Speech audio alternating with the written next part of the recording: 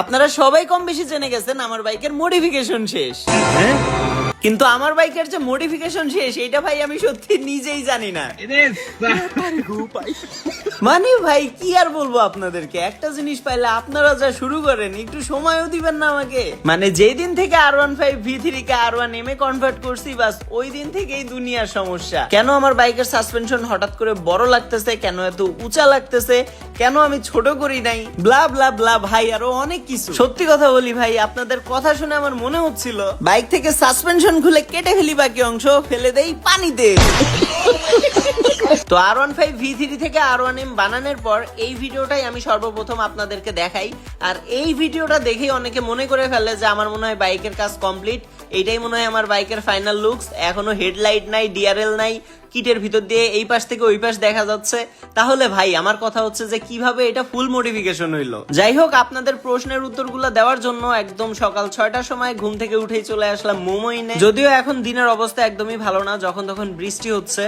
So যাই হোক, আসার পরে আমি এই মোমোইনে একদম ফাঁকা জায়গাতে গাড়িটা একটু রাইড দিয়ে দেখলাম যে সবকিছু ঠিক আছে নাকি। কেননা মডিফিকেশন করে বাসায় নিয়ে যাওয়ার সময় কেমন জানি একটু সাউন্ড পাচ্ছিলাম, বাট আজকে আর কোনো সাউন্ড টাউন্ড পাচ্ছি না, বলা যায় একদম 100তে 100। যাই হোক, আজকের ভিডিও শুরু করার আগে আপনাদেরকে একটা কথা বলি। আচ্ছা, আপনারা কি কেউ কখনো ভাবছিলেন যে আপনাদের মেও গালিব এরকম একটা বড় সড়ো আপডেট আপনাদেরকে দিবে, মানে R1M ডাইরেক্ট মডিফিকেশন করে আপনাদেরকে দেখাবে? আমি জানি সর্বপ্রথম আমি যখন আমার বাইকে R1 এর টেল ইনস্টল করি তখনই আপনারা অনেকে হয়তোবা গেস করতে পারছিলেন, তবে এইভাবে যে আমি আপনাদেরকে একদম অবাক করে দিব এইটা হয়তোবা আপনারা কেউ ভাবতেও পারেন নাই। ধরতে গেলে এখন আমার বাইকের কিন্তু অনেক কাজ বাকি, তারপরেও একটা জিনিস আপনাদের চোখে পড়ছে, সেটা হচ্ছে সাসপেনশন। মূল কথা, আমার বাইকের সাসপেনশন এত উঁচা কেন, নিচা করলে আমার কি হইতো, বা নিচা আমি কেন করি নাই। আমি লোয়ার সাসপেনশন স্ট্র্যাপ দিয়ে সাসপেনশন ডাউন করার পরেও দেখেন কতটা উঁচা লাগতেছে। আর এটার মেন কারণ হচ্ছে আমাদের R1 এর যে হেডমার্কসটা আছে, মানে ফুল মাথাটা, এই মাথাটা আমাদের V3 থেকে লম্বার দিক থেকে চ্যাপটা, বাট সাইডে কিন্তু অনেক চওড়া। তো এই কারণে এই জিনিসটা মনে হচ্ছে যে সাসপেনশন মাঝখানে এত কেন গ্যাপ। যাই হোক, এগুলো আসলে কিছুই না, এগুলো সবকিছু ঠিক করা যাবে। পাশাপাশি আপনারা যদি আমার বাইকের সাইডের বডি কিট গুলা দেখেন, এর মাঝখানে দেখতে পাবেন অনেকখানি গ্যাপ। আর গ্যাপ থাকার কারণ হচ্ছে ভাই এটা হায়ার সিসির বডি কিট, এখানে তো গ্যাপ থাকবেই। আমাদের ইঞ্জিন আর 1000 সিসি বাইকের ইঞ্জিন তো আর এক না, তাই না? যাই হোক, এগুলাও পূরণ করার জিনিস আছে, তো সেগুলো আসতেছে, আসলে আপনারা দেখতেই পাবেন।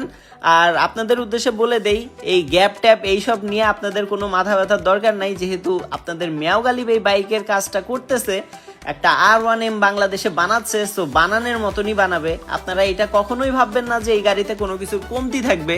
সেম টু সেম কথা বলি এই জায়গাগুলো নিয়ে ভাই, এখানে যে এত ফাঁকা আপনারা দেখতে পাচ্ছেন, এই ফাঁকাগুলাও কিন্তু মোটেও থাকবে না, কারণ এখানে হেডলাইট বসানো হবে, উপরে ডিআরএল বসানো হবে, আবার ভিতরের অনেক ধরনের পার্ট আছে যেগুলো এখনো বসানো হয় নাই, এমনকি বড় একটা রেডিয়েটরও বসানো হবে।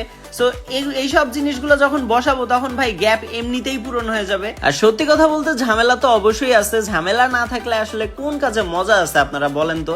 যদি ঝামেলা না থাকতো তাহলে তো যে কেউ এই জিনিসগুলো অনেক আগেই নিয়ে আসে বসাইতো।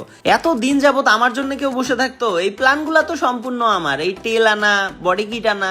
আর এর আগে বাংলাদেশে যা পাওয়া যেত বা এখন যা পাওয়া যায় সেগুলো তো কম বেশি সব ফাইবার দিয়ে বানানো। আচ্ছা যাই হোক, এই অবস্থায় এই বাইকের ভিডিও ছাড়ার পর দেখলাম অনেকেই কমেন্ট করছেন যে ভাই চাকাগুলো একটু ধুয়ে নিতেন। মানে ভাই সিরিয়াসলি, যে পরিমাণ বাইরে বৃষ্টি আর কাদামাটি, এটা তো জাস্ট মোমোইন দেখে আশেপাশে সবকিছু ফ্রেশ লাগতেছে।